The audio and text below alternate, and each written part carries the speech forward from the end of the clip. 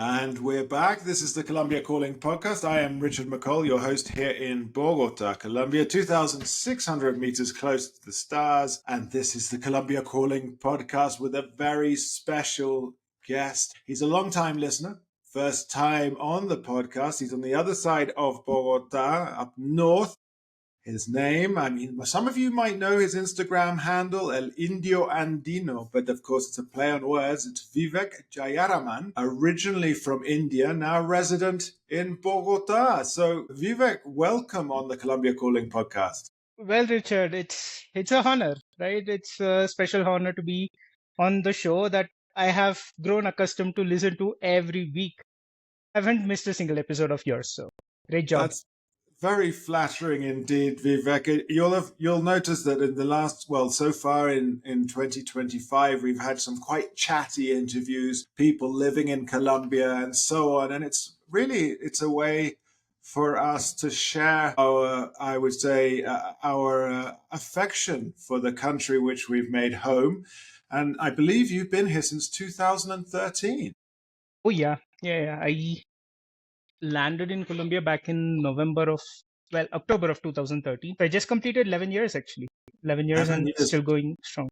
But of course, we're not mentioning your company, I think, but it was a short-term contract. You were coming here to do something, and like so many people, Colombia chose you. Yeah, that's how I love to say it, right? It's not that I chose Colombia. I chose Colombia when I came here, but Colombia chose me and made me stay here, fell in love with the country, fell in love with the Colombian, and that's the story. It's unfortunately it's becoming almost like a broken record. It's just one of those things, and of course, but why not? It's such a phenomenal place, and like those of us, we work honestly, we immerse ourselves in the culture, and Colombia, it keeps on giving in that respect. And this is what I think is so phenomenal. But did you come directly from India to Colombia? I mean, your job was in India, and they said go to Colombia. Well, yeah.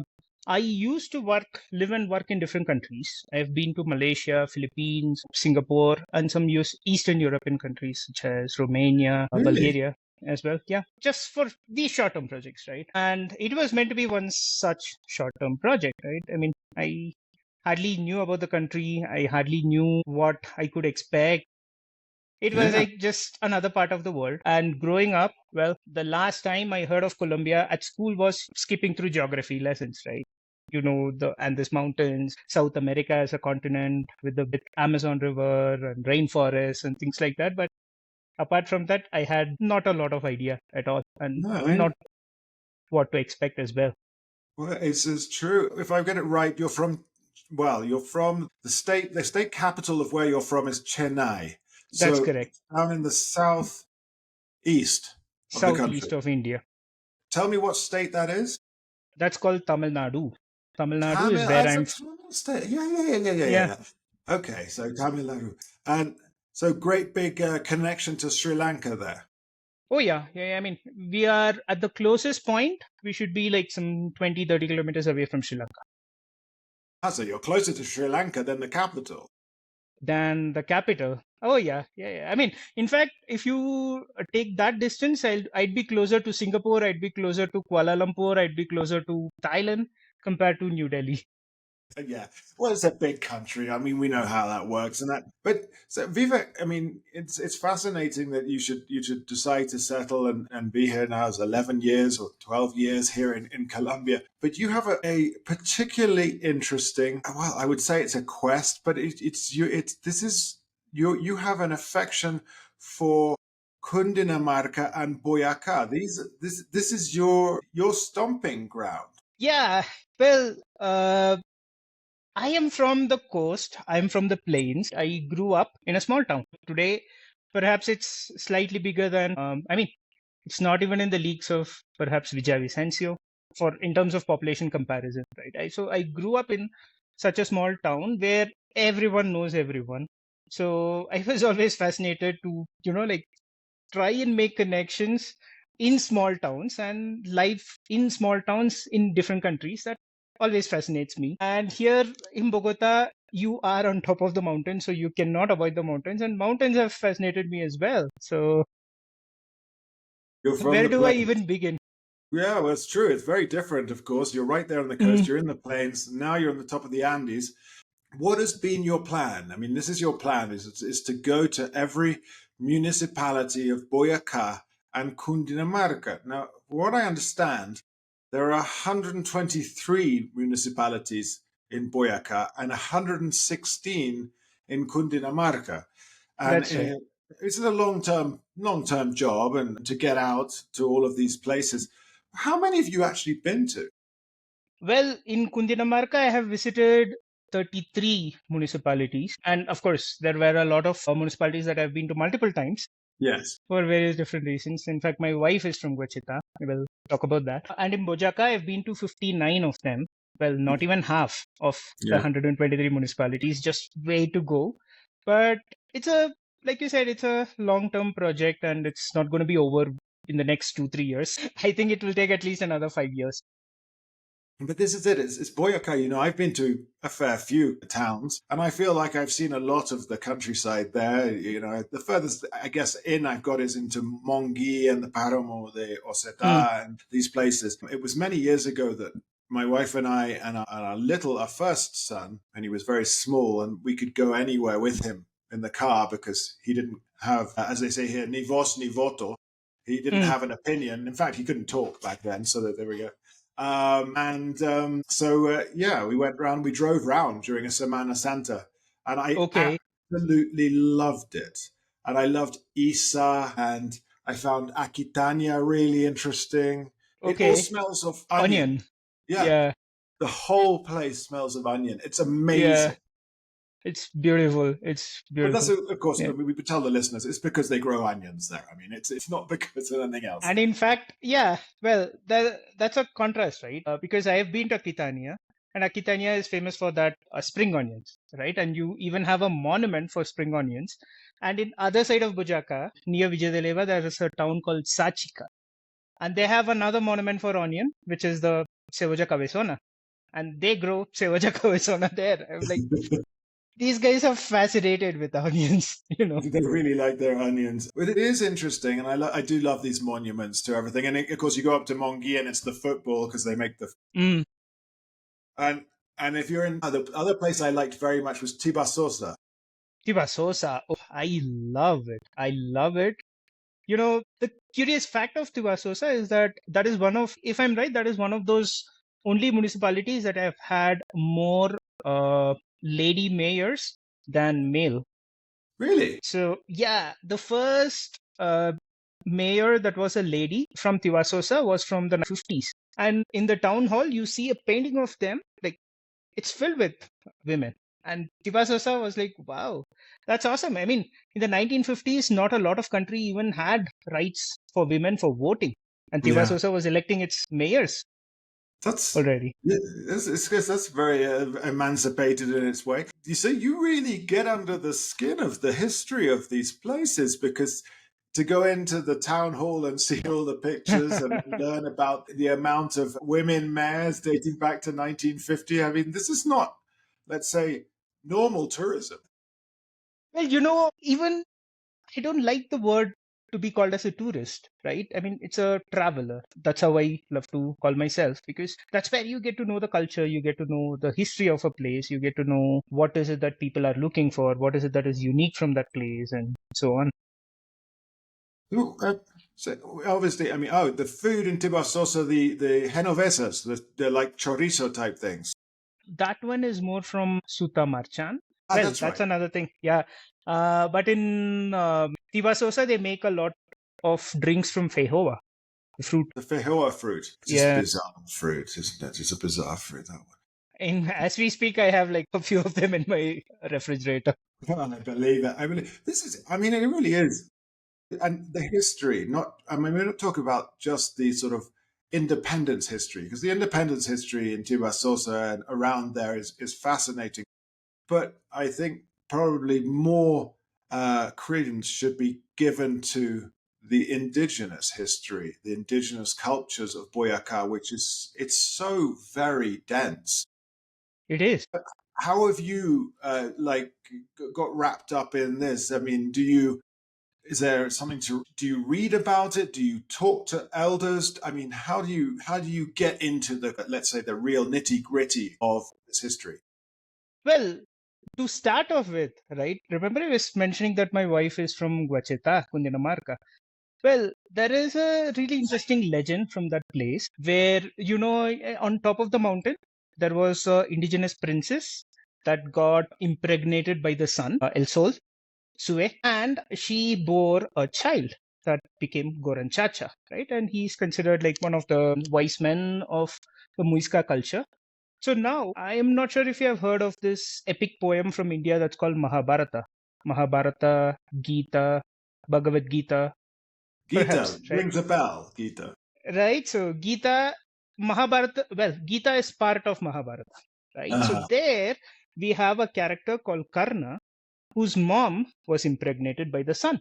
So when I heard of these two stories, right? Well, of course, you grow up hearing these stories in India, and when I first got to hear about this impregnation by the sun, bearing a son of the sun, it was like, wow, there is a lot more similarity than what I meets the eye, right? And also, if you one of the fascinating things from Bojaka, from Cundinamarca, is that a lot of towns still have their indigenous names. So then you start digging and digging and digging, and you find not a lot of materials, unfortunately, but some research books. There are some articles, and of course, when you speak within your friend circle, the oldest of them still get to know or get to remember some of those legends. That's where it all began. As I started looking and looking and looking, I was like, okay, there is more to this place. There is a lot of similarity with the legends, with the stories that you hear growing up in India. So there is a lot to explore. So that's how it started. I love that. I love that you're able to associate something that you grew up with in India with something that's, obviously ancient here in Colombia. That must make it a sense of belonging for you. It must make that assimilation much easier. It definitely was, right? And talking about culture itself, I would call it as similar but not same, right? So in terms of family culture, of course, you know it more than anyone else. The family culture, family bonding within a Colombian family is awesome. I come from a very small family and have Mm, married into a huge family. I mean, it's not as if I don't have very many brothers and sisters in law, but when the spreadsheet continues of from the first cousins. cousin, second cousin. Yeah. Well, I've said this before on the podcast, but I get special dispensation to not attend all of the family events because it's just too many. There are just too many. Yeah. So this is fantastic. I mean, I was always looked at. I was always going to be the outsider, the gringo, because I'm fair skinned. That's what they call us here. If you're fair Hmm. skinned and you're not from Latin America, particularly, and a gringo. How do people treat you? I mean, being from India, it's a whole other culture too. People, well, that's really interesting, right? Because uh, I'm definitely not a gringo, right? No. Not by my face. I have, in some instances, people have mistaken me for someone from the Middle East, someone from the coast. Yeah. But principally, when I say that I'm from India, people are like, "Where? India? India? India?" Yeah. I Surprise, could see. fascinating looks. Yeah. I could see you being mistaken for a costeño or for maybe Hmm. someone from Barranquilla. From Barranquilla. Yeah, I could see that happening. But to be now married into a family from rural Cundinamarca is something else. I mean, could I suggest that you were the first Indian they'd ever met? I was going to ask you that. Is it so? Well, yeah, I think my family had met some gringos because they lived in Barranca Bermeja, which was a big oil Mm, refinery. It is a big oil mm, refinery, so plenty of foreigners went through. So mm. but yeah, I'm still the outsider though. I mean, I'm very aware of that. I'm very aware of Yeah. these things. Let's talk about Boyacá and Cundinamarca a little bit more because there are some hairy places in these areas. You want to go out to the Emerald Country. Hmm. That's not as if it's like free passage through all of these places. Have you gone out those ways? It is still in progress, right? Because I haven't been to Chivor, I haven't been to Neira province fully. That's where the emerald comes from. But I have been to Tenza Valley, I've been to Suta Tenza, I've been to Almeida, I've been to Somondoko. Yeah. I mean, well, the cacique of Somondoko, he was called the Emerald Cacique. And for your travel plans, do you just jump in the car and drive? Well, yeah. And what I usually do is I look for a province, right, that is accessible and things like that. And usually it is for a weekend, starting from Friday night or sometimes early Saturday morning. And if it is a long weekend, the better. And Yeah, you get quite a few of those here in there's Colombia. plenty of So those. there are plenty of those. So then, yeah, I try to spend at least a night in each of these towns so that, like you get to spend you get to know about the food, the culture, and the history and things like that. So, yeah, I try and cover like at least two municipalities per weekend whenever there is time. So, Incredible! It's incredible. You're going for like the Guinness Book of Records for knowledge of kind these. of know, right? Oh, yeah. I mean, well, there are like some 50,000 photos that I have in my phone. I believe it. Mm. I mean, out of all of these places, all of these places, would you like to then maybe when you retire settle in one of these places? Have you got somewhere in mind? Well, when people think of Bojaca, they think of, it's like the cold place where only potatoes grow and you have to be in ruanas. I'm not such a big fan of cold places to live in. To visit, yeah, it's okay, but not to live. However, there are some regions in Bojaca that I am awe of, right? So, especially on the Tensa Valley, Somondoko, Tensa, Suta Tensa, perhaps, where there is a reason because in those places, well, I come from the coast. We grow a lot of mangoes, right? And we grow a lot of papayas. Mangoes grow in that altitude, and coffee grows in that altitude. Yeah. So, so you sort of ended up drifting to what is more similar to home. Yeah, I can see that. Yeah, yeah, In the 11 years, you've been back to India since, surely. yeah. Okay. I try and visit India like once every 2 years. Yeah. The plan was once a year, but at least once every 2 years for a Yeah, holiday. it's no direct flight, so it's not the easiest thing to do. It is not the easiest, and especially when your US visa is already out, and with the situation now, no, I'll Yeah, have to let's go not through talk about Europe. that. Let's not talk about that. So I think it's really fascinating because I think you're getting very much under the surface of Boyacá and of Cundinamarca, and maybe you could tell us more about some of the mythology that you've heard from these regions. Are there any of the stories that you've been like, well, that's just too crazy. That's just too crazy. I can't believe that. Oh, yeah. Well, near Sipakira, there is a town called Nemacon. Yes. That is also a place where you have the salt mines. Mm-hmm. And there was this story when I went to the salt mines of Nemacon, the cacique of Nemacon. I forgot his name. I mean, there are just too many names. He apparently had a dream under a tree, right? He had a dream under a tree that people in big llamas are going to come and are going to make people the slaves. So that was like, wow, if he knew it, did he keep it to himself? Did he tell that to people?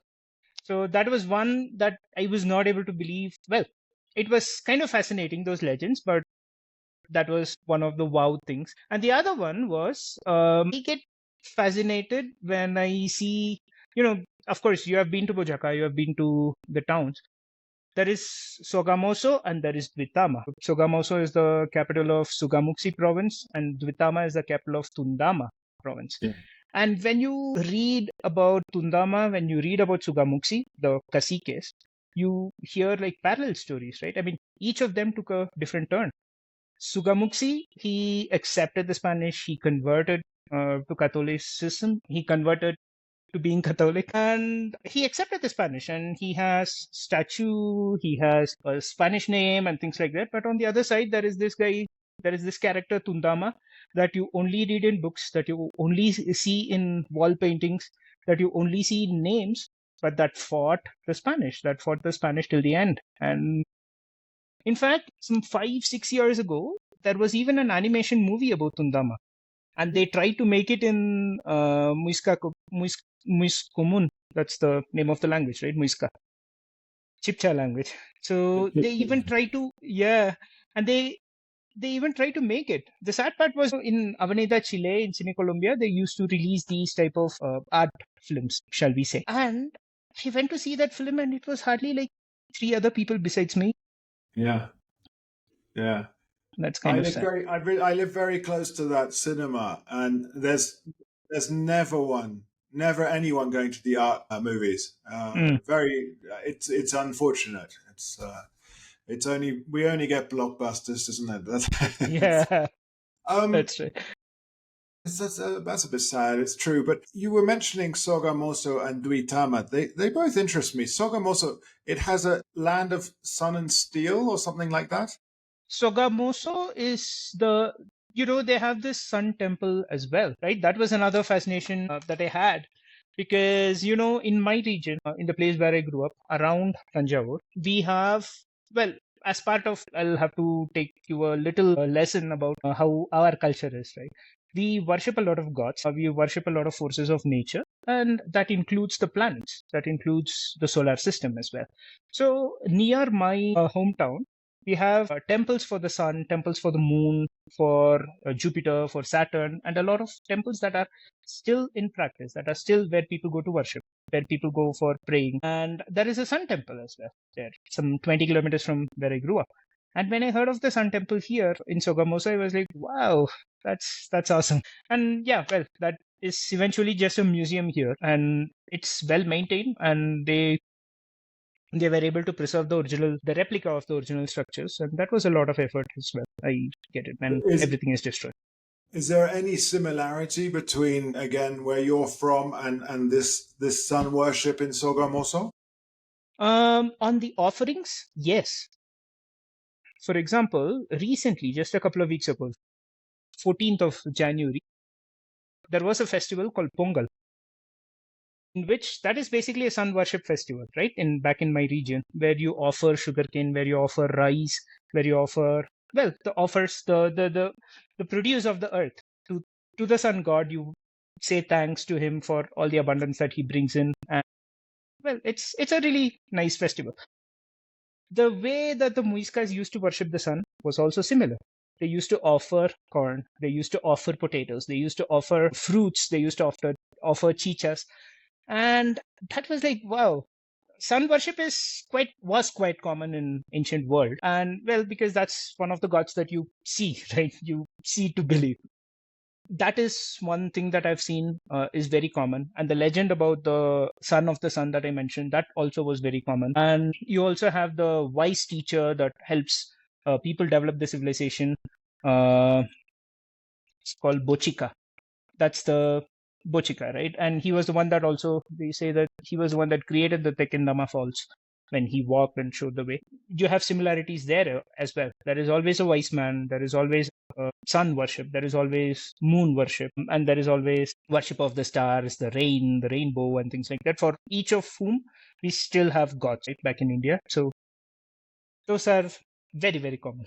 The fundamental beliefs. Yeah, I can understand. And I was one of my pet projects has always been like following and I like looking at the old railway stations. I'm a bit of a geek like that, but I did my doctoral research around the Estación de la Sabana here in Bogota. Wow. But to talk about the industrialization of Bogota. And so knowing where the railways go and so on, I'm always interested to see any vestiges of what remains. Sogamoso and Duitama still have old buildings standing. Do you? They still have. Yeah. And There's in fact, few. yeah, quite a few, right? And in fact, the last 2 years, right, especially during the end of year, Boyacá is famous for the Christmas lights. They in fact had a running train for all of December from Paipa to Sogamoso. Piper's had a lot of investment recently, Piper. Mm. Of course, Piper is known for its thermal hot springs. Hot springs, and now they have an airport as well. Yes. And there are flights from Bogota. Yeah. So you don't have to drive 3.5 hours. You can just take a little flight. But from here to reach El Dorado, that takes an hour and a half. So I'll be, I would have crossed Choconta back then by then if I drive in my car. An hour and a half from Cedritos to El Dorado Airport. Yeah, I can believe that. It usually takes me 20, 25 minutes from here, but you're further up than me. That's true, actually. But Piper's very nice itself, Piper, the town. And of course, it has a lot of significance with the independence movement and the It does. Irish mercenaries who were part of the British Legion. Is it Yeah. James O'Rourke? James O'Rourke. Yeah. And there is this Pantano de Vargas monument Yes. that is near Paipa. Yeah. Well, some 10, 12 kilometers, and that's awesome, right? And you learn a lot of history there. And in fact, well, I think in Netflix they still have the Bolivar series. Maybe. Yeah. So Piper, obviously, the other thing is for me, and this has come up before and on my social media, that there is a scarcity of really good cheese in Colombia. And there should be good cheese because the whole country is dairy. There's cattle everywhere. But Piper has good cheese. Paipa has good Queso cheese. Piper might be the best cheese in Colombia. And then there's good cheese from Ubate. There is. And then the quality keeps dropping. So I'm a big fan. To visit Uate, you should come to visit Guachetá. Well, my parents-in-law, they still make cheese. Well, my Nice. mother-in-law still makes cheese. When her mother was alive till about a couple of years ago, she used to make awesome cheese at home. So the quality of it is, when it is fresh, it's awesome. And Sure. in fact, in Meta, in Restrepo Meta, they make cheese that's called siete. Yeah, it's the 7 layers. The 7 layers as well. Yeah. But yeah, Uate is awesome for cheese. They say, donde los ríos son de leche. Oh, right. The rivers of milk and the rocks are made of cheese.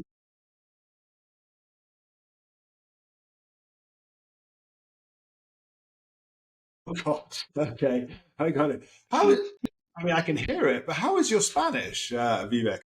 When I came here, well, it wasn't that great. And then, like you have seen it, you have experienced it yourself. Not a lot of people speak English. And as an Indian, for me, English itself is not my first language. No. Right? That's actually my third language. Let's be honest, because my my native language, that's called Tamil. That's what you grow up learning. And then there is Hindi, which is quite well spoken across India.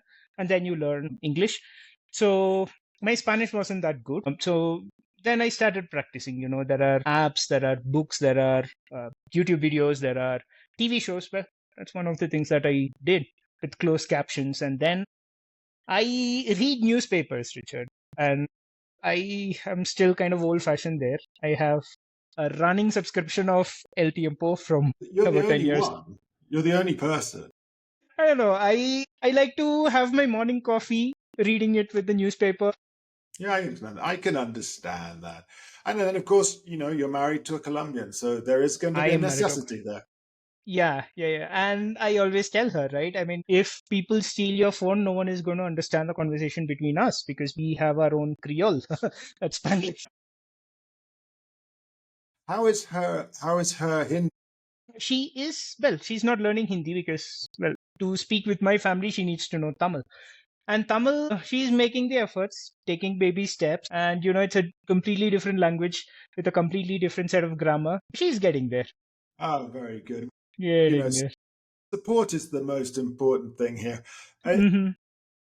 When we look at this, I mean, because I'm in awe of your Instagram and all the places that you go all over.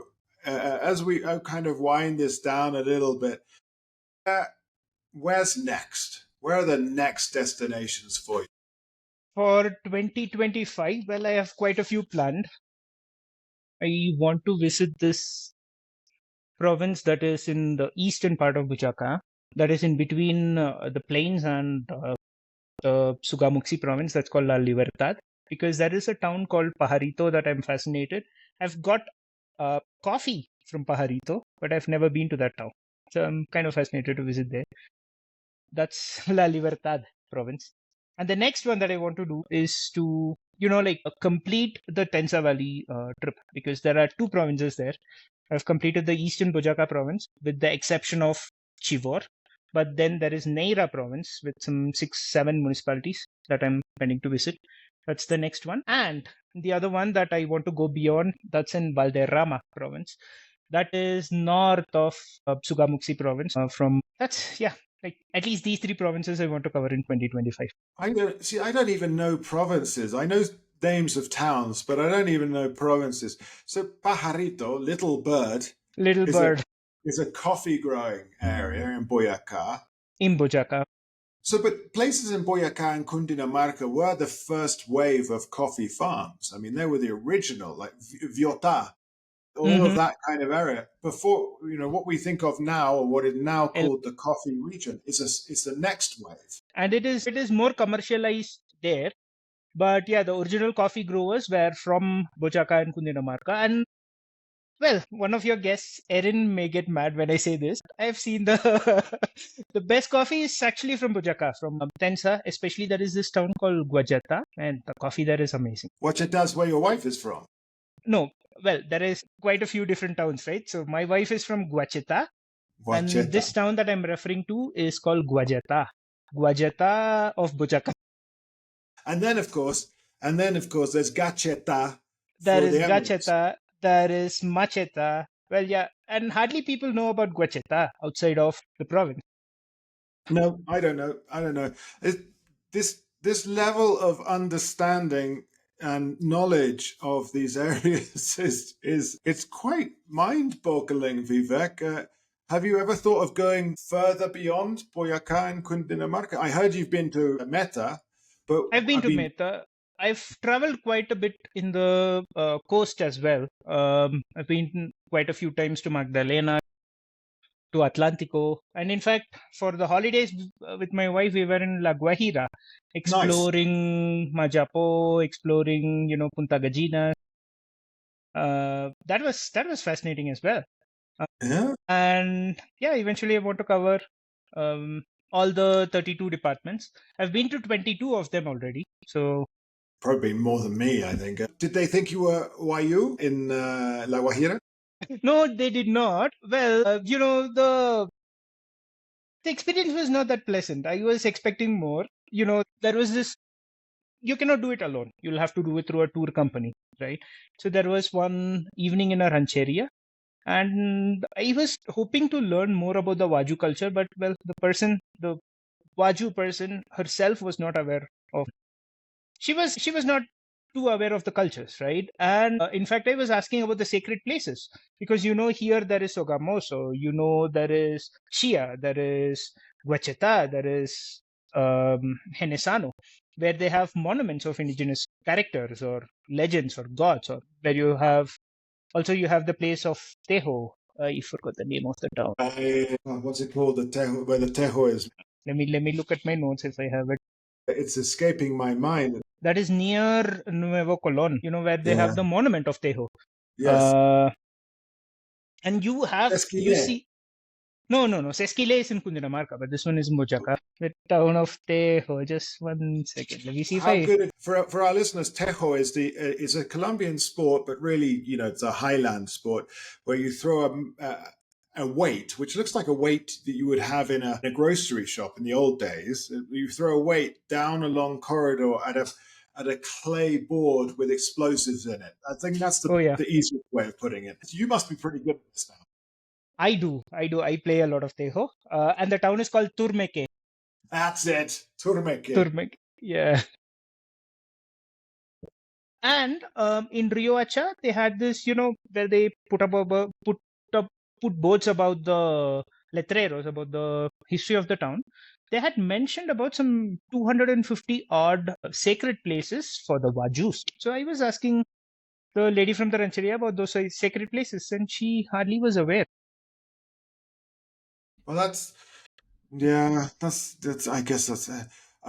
I guess for me, one of the sacred places. There are many, but Maquira, that must be very sacred, because it's that where there's always like a mist, so it's green in the middle of It this is desert. green, right? It's like a oasis. Yeah, that's Yeah, cool.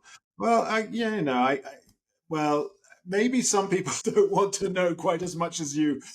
It just sounds like your thirst for knowledge is it's unquenching, thanks. Vivek. But listen, thank you so much for your time. It's been really fun to talk about. I mean, your enthusiasm is infectious. To go to all of these small towns, spend a night in one, to go to the next one, to find the culture, to a lot of us and to the untrained eye, we'd be like, oh, most of these towns are the same, but you've gone beyond that and you've obviously found differences, things that are attractive from one place that are different to things that are attractive from the next place. And I guess my question is, are you going to be putting together a book, a photo book or anything of all of your travels?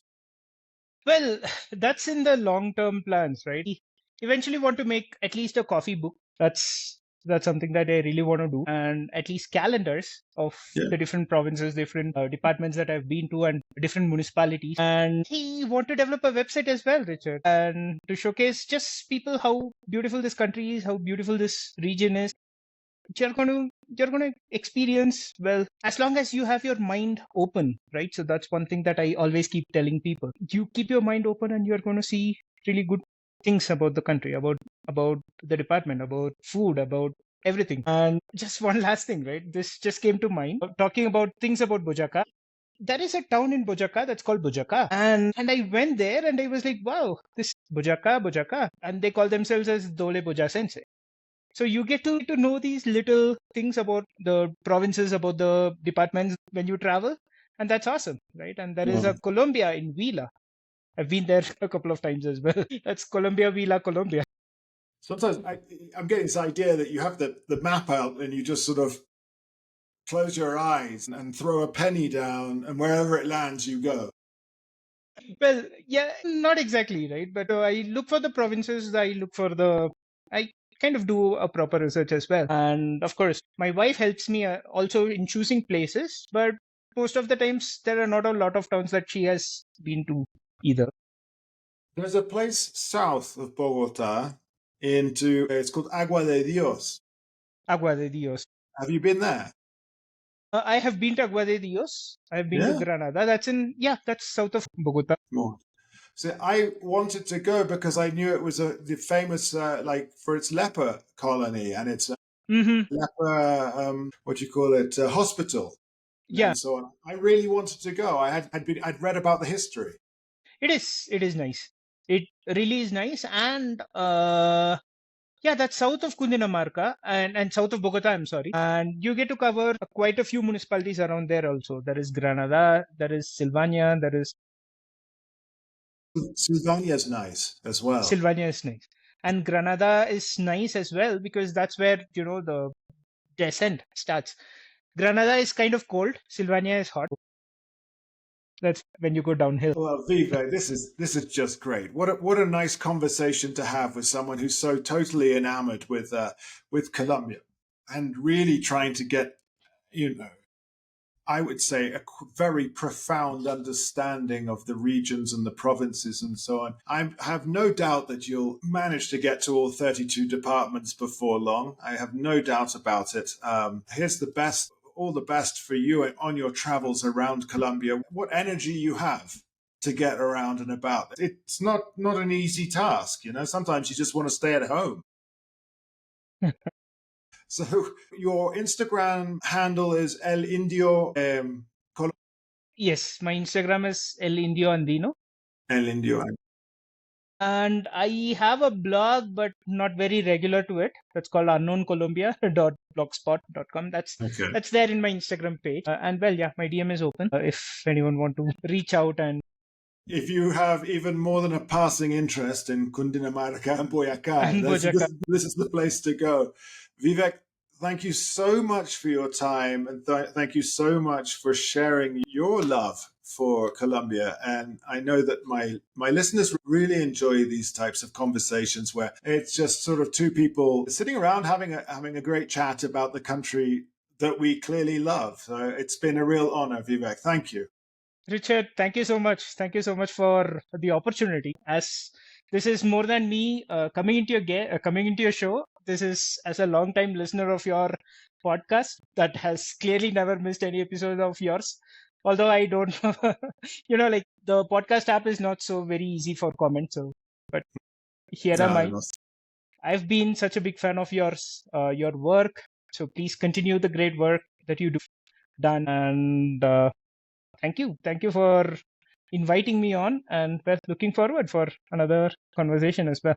We shall have one. Our paths will cross at some point. I've been talking to Vivek Jayaraman, El Indio Andino on Instagram, and it's just been a great conversation. Thank you so much to all of you out there who've been listening. Thank you to Vivek. And of course, please keep sharing and commenting and so on. And the Colombia Calling podcast continues. Of course, we'll be back next week with more information or more stories about Colombia or using Colombia as the lens. So I've been Richard McCall, your host in Bogota. Thank you and goodbye.